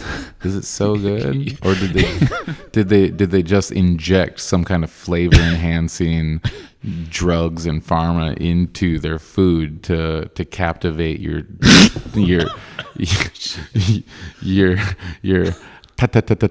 taste buds? Get that dopamine firing. You'll be paying double, all right. Out the butt. That's great. All right, so back to follow the money. Where does the money take you? Private sectors. Using the government. Using the government, the lobbyists. Man, can we just get rid of lobbyists somehow? Like, how can a government just stand for the people and do what's right for the people and the society that they're representing versus the lobbyists who are representing the private sectors? I mean, granted, they'll say, oh, but we need the private sectors for society to run, so they should be represented too, right? I mean, we need to look at both sides. I mean, right? Man, it feels like a lot of the podcasts we've done would devolve into, we need to fix the government. And again, That's something we have no control over, but we want to give you guys control over your lives. And like, we're not going to fix the government, Ben. you know what we kind of do have control over? Strike. Yeah, but we don't Strike. No, we don't have any, what's it called? Reach. You know what? We're just two guys talking now. Okay. Two guys talking in a room. Here's what we do have control over. Here's what we have control over. What's happening right now in LA? What's happening right now with control over this microphone? What's happening in LA, Ben? Okay, the Writers Guild. The Writers Guild right now is on some mass strike because the streaming services platforms are not paying equal wages. They're not paying royalties to actors. They're taking the likeness and the voice of actors and performers for a one-time fee and using their likeness over and over and over and over for the end of time. And those actors getting nothing. The writers are getting screwed out of their deals. The contracts that were written when streaming services first came out was a thing. And now they're getting screwed. And so right now there's no more like new content on Netflix, right? Netflix is lame because it's the same crap that you've been seeing for the last couple of years. Well, guess what? Everybody cancel your Netflix. Cancel your Netflix and send a message to the streaming platforms, all your streaming platforms. There's no new content. You've already watched it. Go outside. Call a friend. Have YouTube. Game night. Yeah, watch YouTube. Watch us. Listen to us. Cancel your streaming services and send a message so that the writers and creators and artists that are making the content that you sit down on your couch and watch the wall every day can get paid. So that there can be one right being wronged, one wrong being righted. Cancel your streaming services. Go. Short Netflix while you're at it. Wow, is that really the case? And Netflix has no new like shows or anything I can't have? I mean, Wow. I watch a lot of TV. I've grown up with the TV. I've watched a lot of movies. I'm very well informed on the programming that they have subjected us to. It's all sex and violence and fear. Don't forget money. You forget about that Greek. I mean, yeah, got to chase the money. Yeah. Because that then pushes the industry of, oh, you have to get in to get the money, and then you're just not the Luftwaffe, but the who are the Jews that were working for the Nazis? It's like you're fucking your own people. Excuse me. You're screwing your own people. Judas. Okay. What? I mean, yeah. Those weren't the Jews you were referring to. Right, but betraying your no, that's hey, that's Judases. Maybe that brings a new meaning to like getting Jude. I mean, being Judist. Maybe you're getting Judist, being betrayed. We're definitely cutting this. Most likely, every episode we say something a little bit find cringe. this and cut it. Ugh, cringe. Is that where Jews came from? Judas? No. Man, No, okay. Jews are there before Judas. Yeah. No, but getting Jude out of your money. We'll say, is Judas collecting his 20 pieces of silver for betraying Man, you? it was 30. Oh, there we go. Instant fact check. Worth it. Let's bring the Spirit of God in here, one fast one. There we go. That's the Holy Spirit. This is brought to you by The Holy Spirit. Lagunitas IPA. No, that was last commercial break. Oh, Yeah. Grab those paper towels. This is a repeat. This commercial episode brought to you by paper towels. Brought to you by Downey's diapers. Destroy more trees. No, everybody should get a bidet and wash their butt with water. Okay? Stop chopping down trees and wash your butt. Stop jamming shit into your ass. I mean, what are you really doing? That sounds like a weekend party. Jamming. We be jamming. No, we're not jamming anything into our ass. Big toilet paper companies. No, South Park actually made a really poignant episode about bidets. Japanese toilet, very good. Toilet paper, bad. No, but there was like all these like mass assassinations and like watch out because the toilet paper industry will come for you. So get your bidets, but do it on the DL, okay? Okay? Shh. It's like, it's crazy. On that note, What? all these Saudi Arabia companies getting into like all different kinds of areas and like sports and stuff like that. Oh, Saudi Arabia gets it. Yeah. Yeah. Yeah, they buy it up. How much money do you think they have, Ben? Gabazillions. Do you know what's above trillions? You know, millions, billions, trillions. Yeah. What? Tell me. It's whatever America's in debt for. 2 trillion? No, it's something else. Gazillion. No, I think it was something about like light years that number was coming up. Like that figure of measurement was only found in space. Like there's nothing in this world bubble that has that many, and so it was only in space that they were talking about this figure of measurement. Yeah. Can I play this? What, Hunter Biden being... For example, there's a situation where there's an estimation of somewhere between $700 billion and $1.3 billion. If we have more IRS agents, then we go after those folks who are avoiding taxes at the top end. 100 billion trillion. For example, there's a situation where there's an estimation 700 billion 700 billion and trillion 300 Trillion, billion, million. million billion. Billion. It's 300 million billion. I can't believe these presidents lately. These last presidents have been just so far away from what a president, can I say it should be? Everyone I don't know. Everyone says like, let's just get somebody normal in office. Well, I think the closest thing they did with that was Trump. I mean, a little bit. He was a private businessman that was out there. You know, I mean, what's more American than Trump Tower? He was outside the system, I think. He Exactly, just and got kicked that's out of the system. That's what I'm talking about. Like somebody outside of their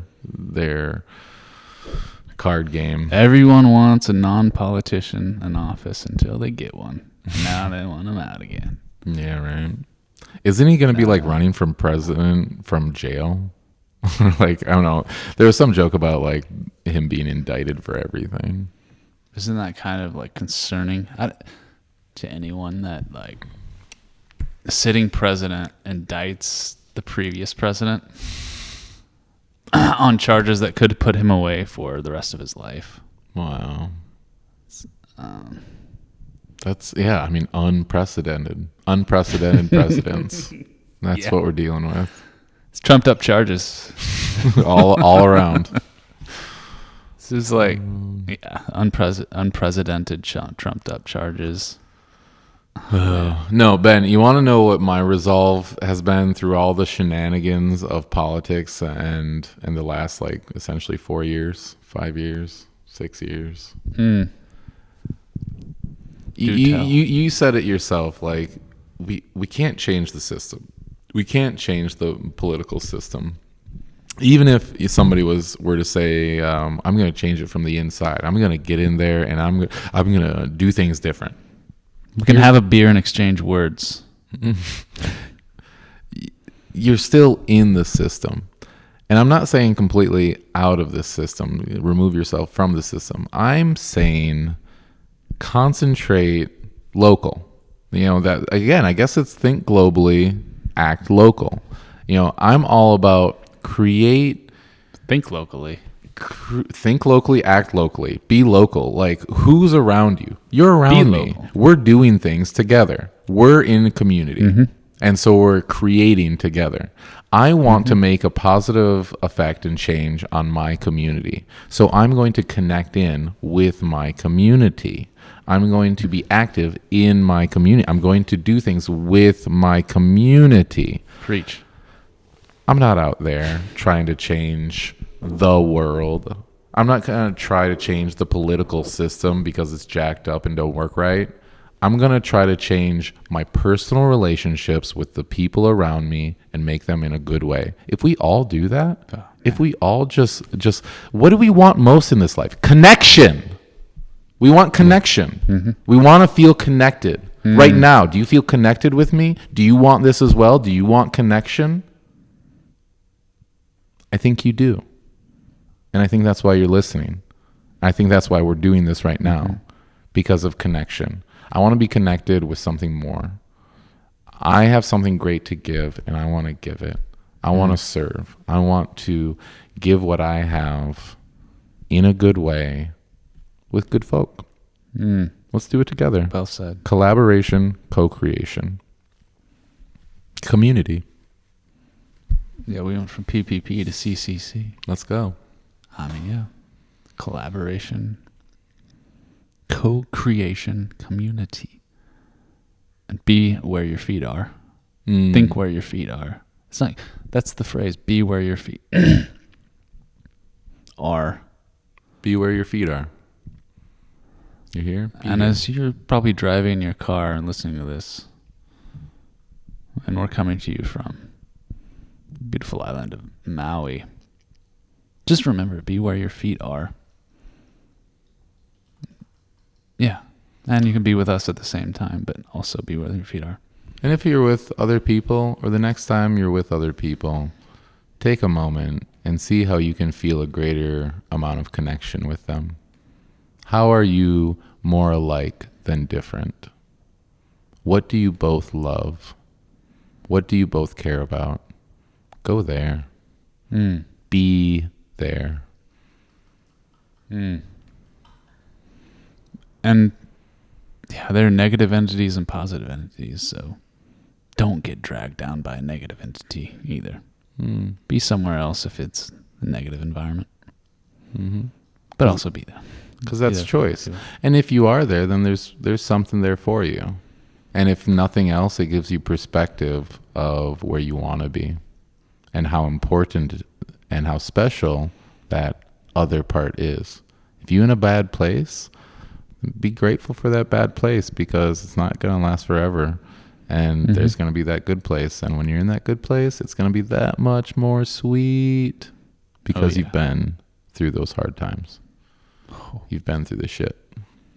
So rise above it and compost that shit until you're popping daisies in a mossy meadow of wonder, shaded by the trees, the fruiting trees of fruit all around you, and suckle and sup from that fruit and say thank you.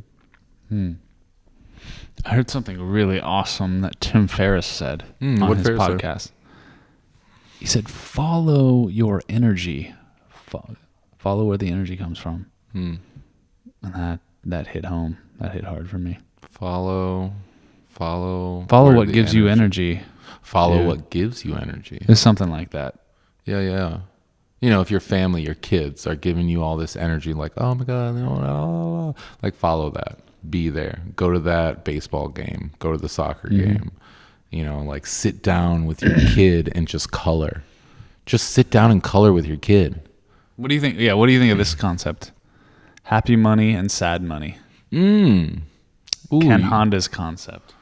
Ooh, that Ken Honda. Ken Honda. Right? Ken Honda. Yeah, so happy money, sad money. He's famous in Japan, I guess.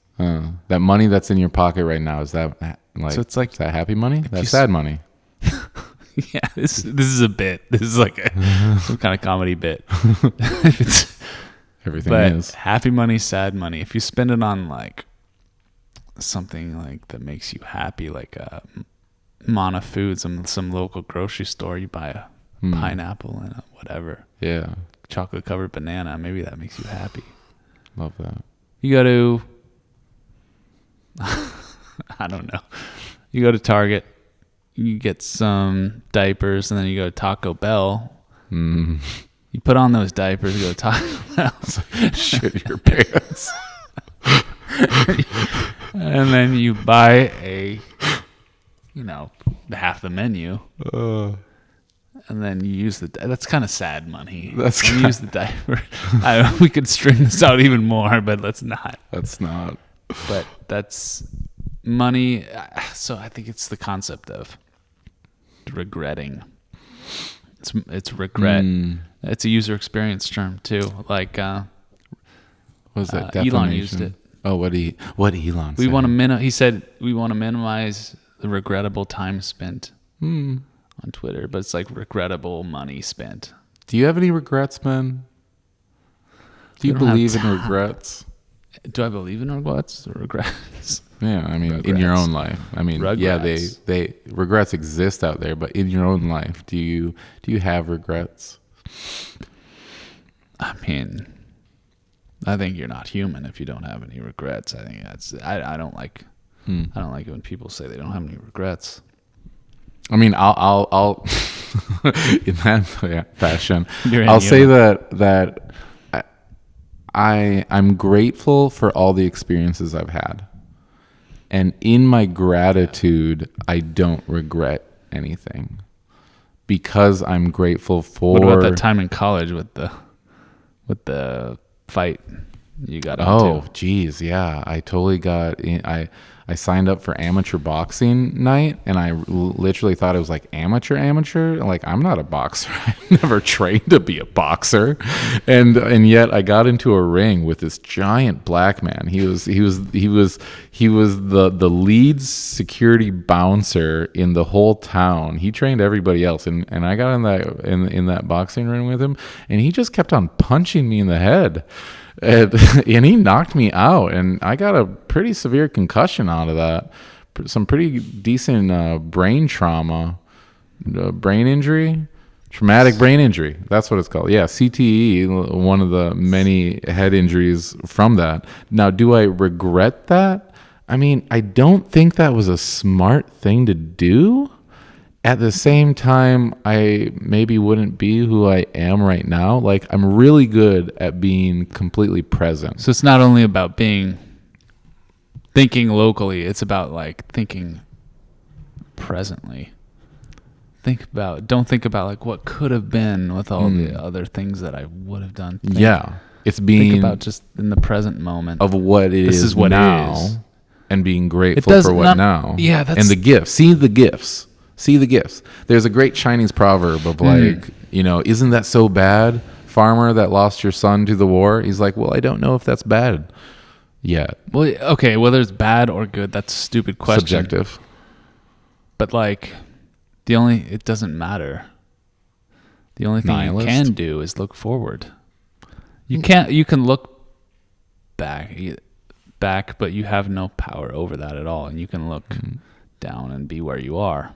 And you can somewhat degree look forward. Maybe have any somewhat control over that.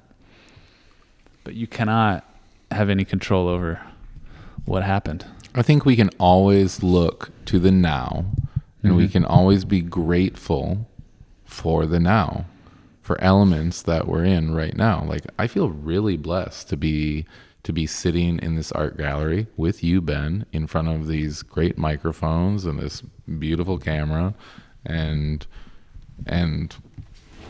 this window letting in the Holy Spirit and the makani, the winds. It's a blessing. And sitting here with all the perspective and knowledge I have of the life lived, that I can sit here and share that and those pieces with you all right now. Wow. Yeah. Man, yeah, I I feel the same. Let's hope. Not in so many more. What? Go ahead. Oh, I hope all of you out there too can feel grateful and blessed right now, because this is a beautiful life. If we so choose to embrace that beautiful life. How do you say a beautiful life in Italian? La vida loca? No, la vida. No, that's a crazy one. Bonita. How about What is bonita? What is beautiful in Italian? Montebelle? Oh, bella. Yeah. Montebelle? Bene? No, that's good. Belle. It's a beautiful life. Wasn't there a movie in Italian called It's a Beautiful Life? I swear. Vide belle. V is typically Ciao bella. Ciao bella. Goodbye, beautiful. Beautiful. So it's a bella vida. Bella vida. I'd just say in Hangul, Shiwanhada. Let's speak that for some effect Korean. again. Shiwanhada. Oh, 진짜 최고. 진짜 야. 오, 미국 사람 Oh no.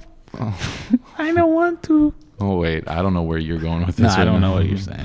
No, I'm just saying that as an American person, and that was going on speaking beautifully. Or Shiwanhada is like this beauty, this natural beauty of the world. You stand on one of the incredible, beautiful mountains of Korea, along the Baekdu-daegan, and you stand upon a Sanshin day, and you look out over the valley, and you just Shiwanhada. 시원하다. And you go, oh, 진짜 예뻐. 예뻐요. That's beautiful in Korean. 예뻐. I didn't know you knew so much Korean. Oh, 맞아. That's right. Much Korean. No, 조금만요. 조금. A little bit. Yeah. Wow. No, Lived there for a 3년. year. 3년. 3. 3 years. Oh my gosh. 하나, 둘, 셋. Wow. 1, 2, 3. Yeah. 선생님. Professor. Oh yeah, English. Yeah, English teacher. Wow. Yeah, Korean, French, Spanish. Those are some languages. Those must have been some times. Oh, they were the most of times. They were the best of times. They were the worst of times. It was the age of wisdom. It was the age of foolishness. Yo, the truer words have not been spoken. It was great. Like it was after college, and so I'm still in this time of discovery and exploration, and I'm over there making great money with my housing provided for, and without really any bills. And I'm serving my community, the community I'm living in. Teaching the kids. That's feeling good. It feels great. Surrounded by other expats and other Americans, Canadians, Australians, and we're Screw just. them. I mean, They're not cool. as important as you are. Come on, don't say that. Everyone's important, and they gave great perspective. You want to feel like you're the only guy over there, like. I mean, I already felt like that just walking around the streets, literally a foot taller than everyone. Being 6'3", 6'4", like I'm a foot taller than the mass majority over there. So I was Tinder walking. game is popping off. I've never used those apps, the dating apps. You're a foot taller than everybody. It must be. Yeah, that was fun. Nah. I've always been in, not always, but. Much of my life outside of my growing up home has been in communities not white. Has been we live in Hawaii here. We're we are the minority. I've never felt more discrimination anywhere else living than in Hawaii. Not even Korea.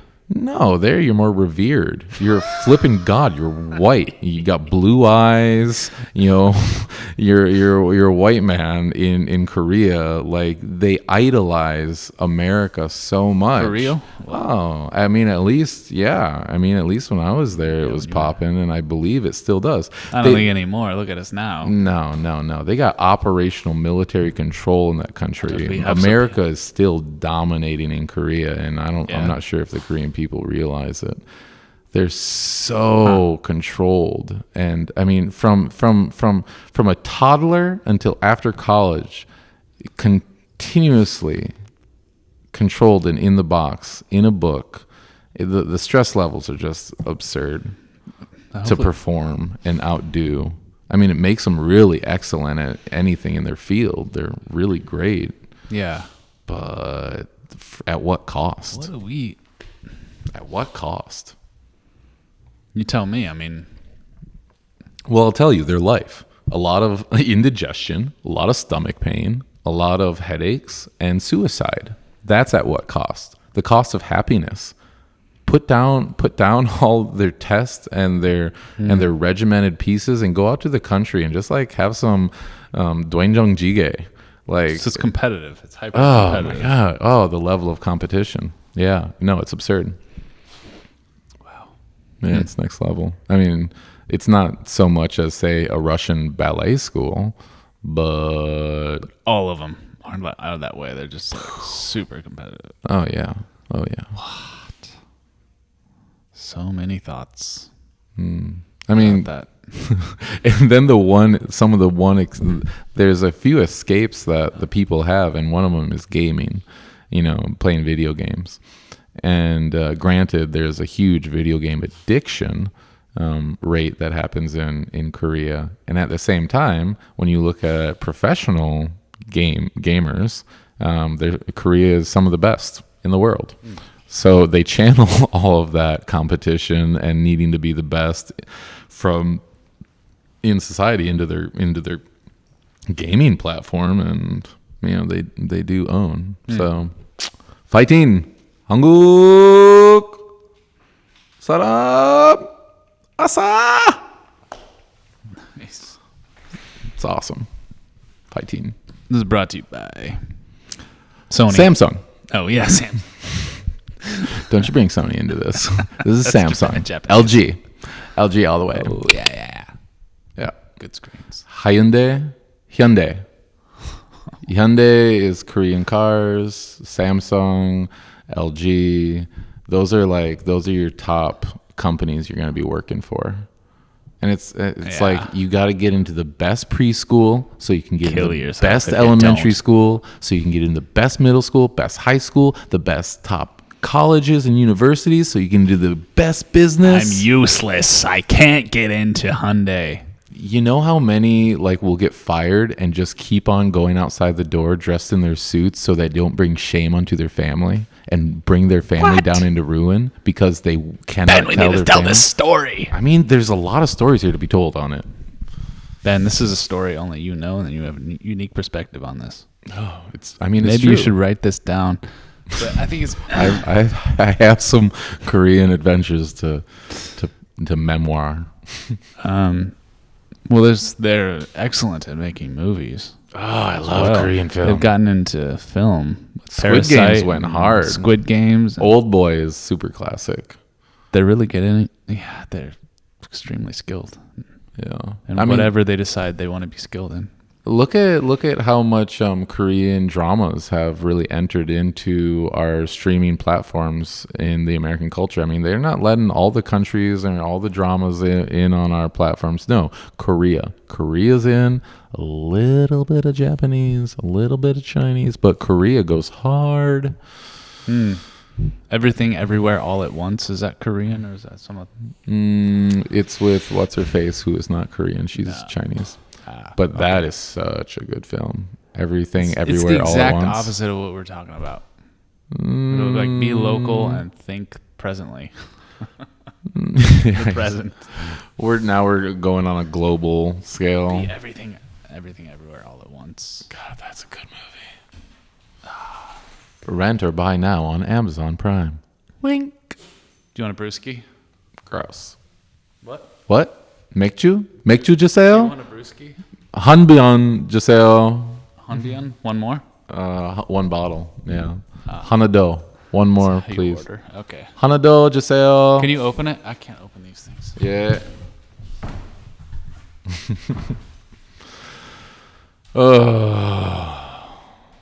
This commercial break brought to you by Samsung and LG, the preferred way.